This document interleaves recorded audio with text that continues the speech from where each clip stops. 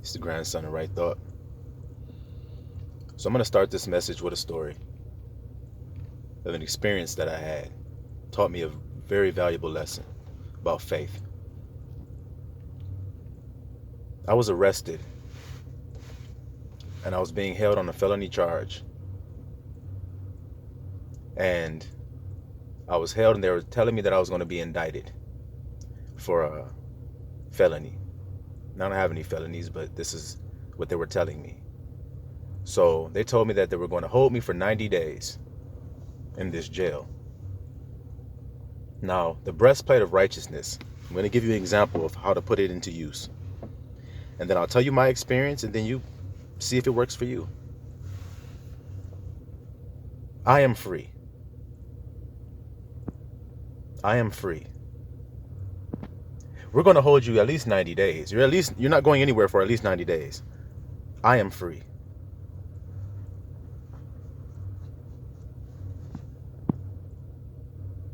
Ching, ching, ching, ching, ching. Lock the gates, lock the doors on me. Put me in the county clothes and shit. Tried to convince me I was a criminal and that I was locked up and I wasn't going anywhere. So, I am free. I am free. To make a long story short, 37 days later, I'm released. Charges dropped. But every day I was in there, I am free. I am free. Hey man, how long you got? I'm free. What the hell you mean you free? How many days you got, brother? I'm free. I'm not here. I'm just passing through bringing the message. You want to hear the message? The gospel? Yeah, well, let me listen. So that's what I did. The 37 days I was there, I spread the good news that we are free. So, brother, what do you think you need to say today? I am free. I am 37 days later. Yeah, go ahead and get on out of here. Charges dropped. So now I'm free, but I'm 300 miles away from home.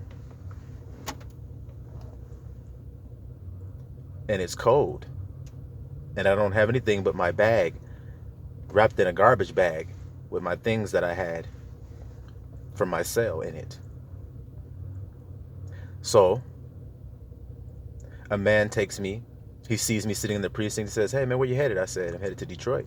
No, you're far from home. I'm in Ohio at the time. He says, man, you're far away from home. I'm in, where was I at? Hamilton, Ohio. He says, well, I said, well, if I can try to get to the, bus station or something, maybe I can try to get a bus ticket to get home, blah, blah, blah. So he says, well, I can take you as far as I can take you. I just came to bring my brother some money or some shit.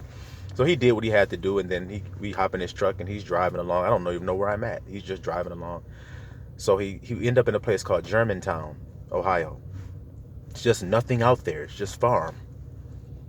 So he drops me off at a McDonald's. He pulls some money out. He buys himself some food for him and his daughter. And this is a Caucasian man, a so-called white man. He told me the whole time we were driving about how he was raised to hate niggers, but how he found out that they're okay people, and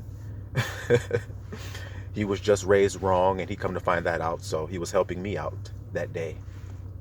So he bought some food, and then he gave me the change. It was like $12.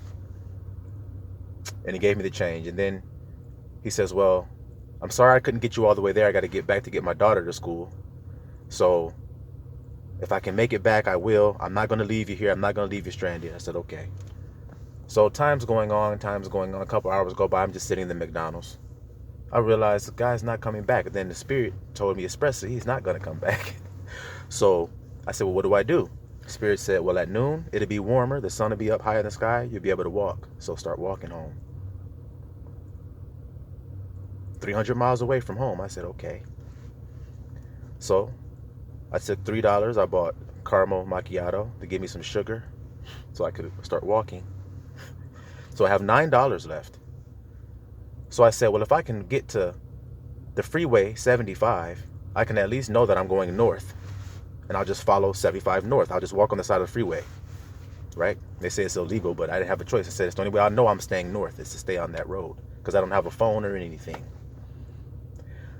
So I start to walk. Noon comes. I drink the thing. I head out the door. I noticed nothing but farmland. I'm like, damn, it's literally goats, a donkey. I saw a donkey on the side of the road. I passed him by, almost pet him on the head. The goat was right there looking at me, chewing. I'm like, whoa, shit, there's nothing but farm out here. What the hell? So I'm walking along. There's a pickup truck on the side of the road. Man named Mr. Wilson. Hebrew man, older Hebrew, like he was maybe in his 60s. He says, where you headed? He saw me walk back. He says, hey, brother, where you headed? I said, to Detroit. He says, well, I can't take you all the way to Detroit, but I could take you some ways. I said, okay, cool. I'm just at least trying to get to 75. He said, okay. So we're riding along, and he's talking, and we're talking about the scriptures and about being the Hebrews and, all of this stuff. Had a good conversation. He takes me to 75. He drops me off. He says, good luck on your journey, brother. I hope you're all well. May the Most High bless you. I received it. Told him thank you. Never forget it. Got out his truck. Started walking up the side of 75. And I'm like, well, that probably would have took me some hours to at least get to 75. So thank you for that, Abba. I'm really grateful for this. So I'm walking up 75, carrying this bag. And I'm like, dang, I need something.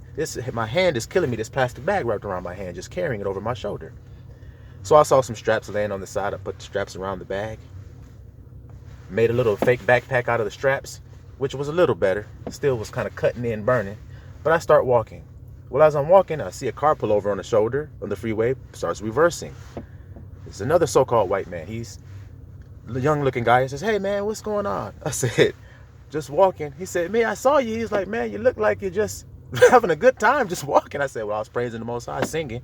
He was like, well, I can try to take you a little, same thing. I can take you a little ways. I can't take you far. I said, man, whatever you could do, man, thank you. So I jump in the car. He's like, well, I got to make my little deal real quick. I got to stop and make my little deal. He was buying his little drugs. So we had to stop over in the little hood area and pick up his little heroin, right? So we pull over and he makes his little deal. And we hop back on the freeway. And he gives me a phone. He's like, hey, I got this Q-Link phone. It's free. I got like 4 of them. He's like, I could just give you mine. So he starts wiping his information off, and then he gives me the phone. I'm like, whoa, dang, I got a phone. And he's driving up the freeway about 4 or 5 miles. Pulls over, drops me on off. He says, as far as I can go. I said, cool. So he drops me off. Now I got a phone so I can see where I'm at. So I'm about 280 something miles. I'm like, okay, I've traveled about 20 miles closer. So okay. So far I've made good progress. So I'm walking. Then when the shit started getting real hard. My feet started bleeding because I didn't have on the right kind of shoes, and they were given to me by somebody else, so they were kind of like undersized, so it was already wasn't right.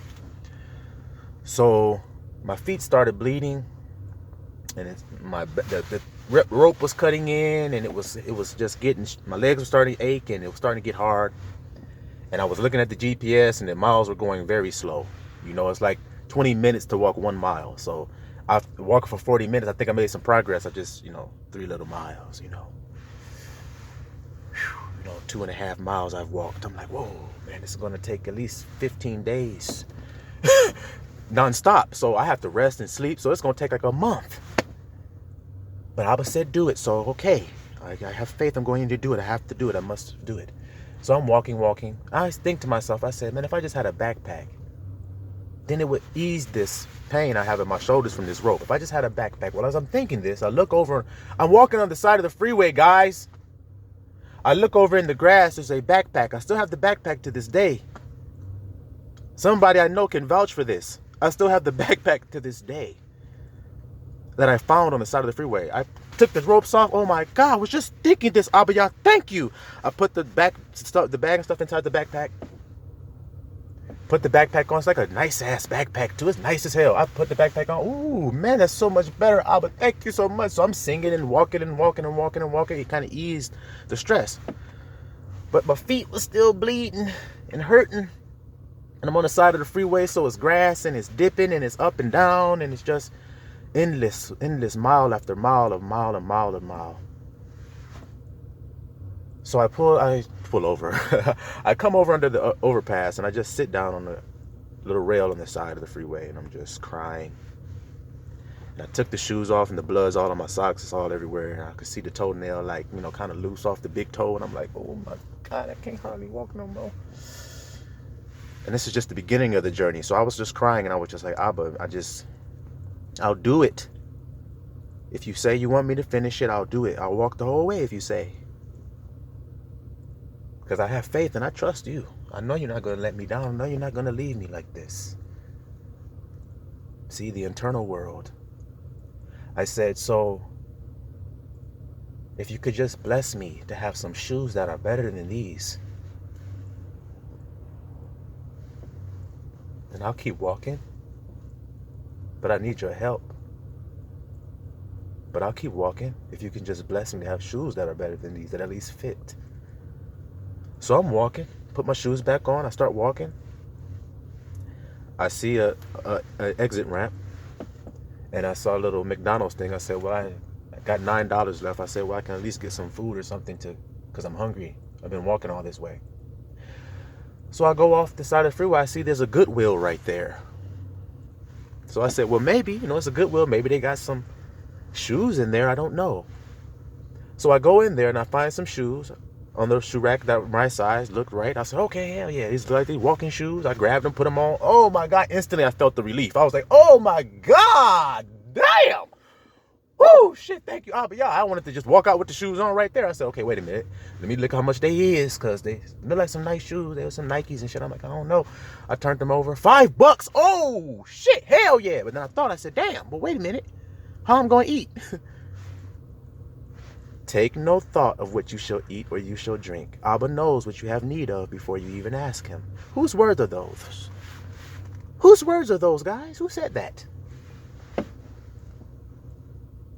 So I said, okay, don't take no thought of what you're going to eat or drink. You need the shoes, get the shoes. Abba, you prayed. You said if Abba give you some shoes, you'll keep walking. So here you go. He gave you what you asked for, just like the backpack. See? So in this phone, and Mr. Wilson driving me, and the first man giving me the money and buying me the breakfast. What's going on here, Abba Yah? Huh? The whole time I was locked up, I didn't make one phone call because I didn't have anybody to make a phone call to that would help me. So I didn't make one phone call. So here I am just being taken care of step by step. So I said, well, I go up there, I buy the shoes. Now I got $4 left. Go to McDonald's. I spend $2 at McDonald's. So I got $2 left. So I'm sitting there. And then the girl from behind the counter just walks up to me with a big ass ice cream cone in her hand. She says, somebody ordered this, and I guess they didn't want to buy it. I mean, they didn't want it anymore. They just pulled off from the drive-thru. So do you want it? I'm like, sure, shit. I grabbed the thing, I'm licking and shit. Laughing to the Most High, just laughing about how all the things that he's done for me. I'm just counting my blessings, as they say. Just counting them like, wow, Abba, this whole journey, you've been sustaining me and taking care of me regardless. So I got $2 left. And I still got 270 miles to go, 279 miles to go or something like this. So after I sat there for a while, I said, okay, let me get on up. Got my new shoes on. I'm feeling good. My feet weren't even hurting. It was crazy. It's like my toenail was still bleeding and messed up, but it didn't hurt. So I had a new pep in my step. I'm walking. I'm like, yeah, I feel way better. So I'm walking up this road, and if anybody knows this road, then you know what I'm talking about. It's called Experiment Farm Road in Ohio. In Germantown, Ohio, where I was at that time. I may not be in Germantown no more. But Experiment Farm Road, I know that's the road I was walking on. It's nothing but cornfields. It's nothing but cornfields on the right and the left. Nothing out there. And it's a one lane this way and one lane that way. That's all it is. One single road. And I'm walking up this road because it's north. I can see 75 north right there, so I can stay north. But I don't want to walk on the freeway at night. I don't want nobody hitting my ass. The hell with that. So it's nighttime now. I'm just walking up Experiment Farm Road, but it's dark as hell's cornfields. But the sky was beautiful. You can see every star because there's no lights. So I'm just walking up the cornfields and shit, singing praise to the Most High. Just singing praises, just thanking the Most High, just thinking, where am I going to rest at? Then I can see the clouds start to come in. I'm like, ooh, like it's going to start raining. Ooh, snap. I need find somewhere to rest. So I'm thinking about that. Well, as I'm thinking about this so-called white woman and her 3 sons is driving past me in their pickup truck. And I just step over to the side where the cornfields and shit, and I'm on there, and then she drives on by. So I might have to make this video 2 parts because I say I ain't got much time, but I'll come back and get y'all the rest if I don't have enough time to make it all. But the woman name is Starla, and she pulls over and she reverses. I see your lights up there, and she reverses back. She says, hey, where are you headed? I said, Detroit. She goes, oh my goodness. She says, you're just hoofing it? I said, yep. She says, well, I'm heading up here to run some errands or whatever with my boys. Hop in the back. I can take you as far as I can. Same thing. I said, okay. I hop in the back of her pickup truck. I'm like, oh! I'm looking at the GPS. It's moving now. I'm like, oh, shit, hell yeah. You're always doing it for me. You keep on doing it. Now remember, I got $2. Okay? Take no thought of what you should eat or you should drink. Remember, that's the thought I had when I had to get the shoes. I said, okay, I'm not going to think about eating or drinking no more. Well, I'll do it. So she's driving along. We didn't drive about 5 miles. I see it. She pulls over. She gets out the truck. She comes back there. She says, are you hungry? I said, yes, hell yeah, I'm hungry. She says, well, we're about to get some pizzas. She was like, we can grab, if you want to grab some with us. I said, hell yeah, thank you. That's so nice. So she goes, okay. She gets back in. She takes her purse, throws her purse in the back where I'm at. Money and shit all in there, all kind of shit. I'm like, cards. I'm like, that's interesting. She throws it in the back where I'm at, gets back in the driver's seat driving. She's in the cab with their boys. I'm like, wow, that's interesting. Throw a purse back here. I'm like, okay, that's cool. I said, this just gives me an opportunity to show how righteous my people is to this so-called white woman, right? To show how we really are. So I just sat there. I'm like, okay.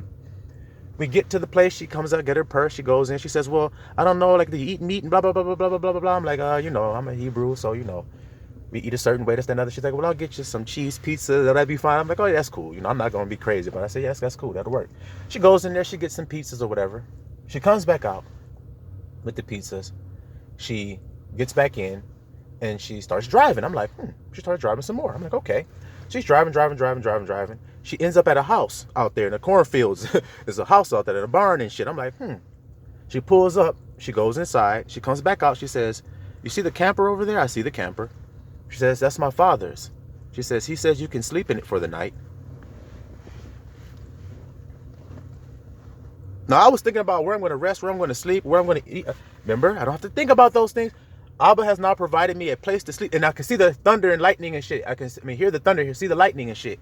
The rain's starting to come. Huh? I was like, oh my God, thank you. So her and her boys go inside to clear the camper out. Then she's like, yeah, some sleeping bags in here. You can use as blankets, blah, blah, blah. She gives me 2 pizzas, boxes of pizza. And then I go in there, I put the pizza down and close the thing. She pulls on off and goes home. Her father's inside his house. I'm like, wow. I pulled the bed out. I'm like, oh, snap, it's a bed. Guys, it's a bed. I'm like, oh my goodness. I lay down, take the shoes off. I'm like, oh my God, the relief on my legs. I laid back. Then it started raining. I could hear the rain, and you know how that's going to make you feel. I'm eating the pizza. I'm like, oh my God, Abba, yeah, how you doing this for me? I had $2. Now I got 2 pizzas. I'm in a bed, in shelter, sleeping. So she's like, well, you have a phone? I said, yeah. Before she left, she said, you have a phone? I said, yeah. She says, well, call me on it in about 9 o'clock in the morning. I said, okay.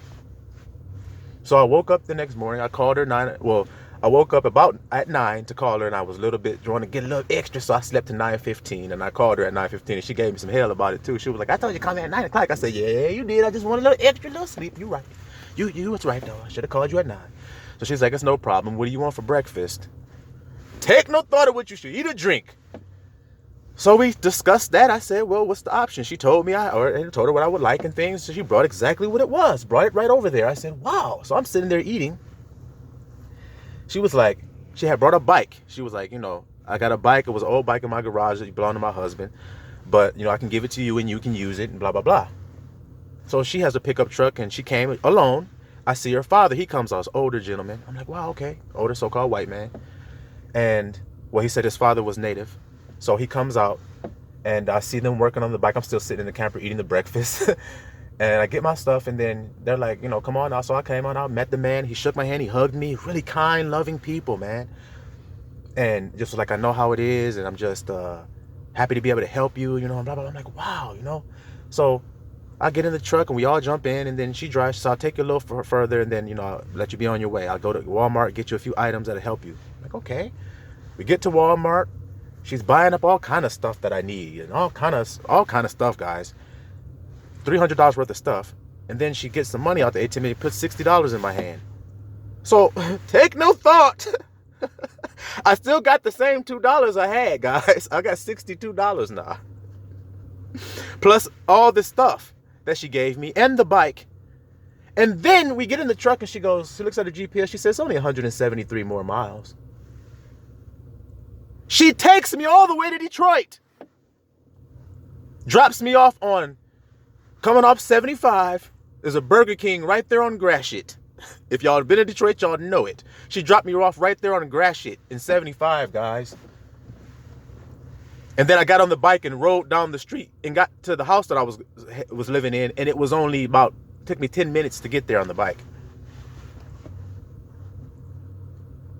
Well, I got the same $62 in my pocket that I had when I was walking on the side of the freeway 280 miles ago.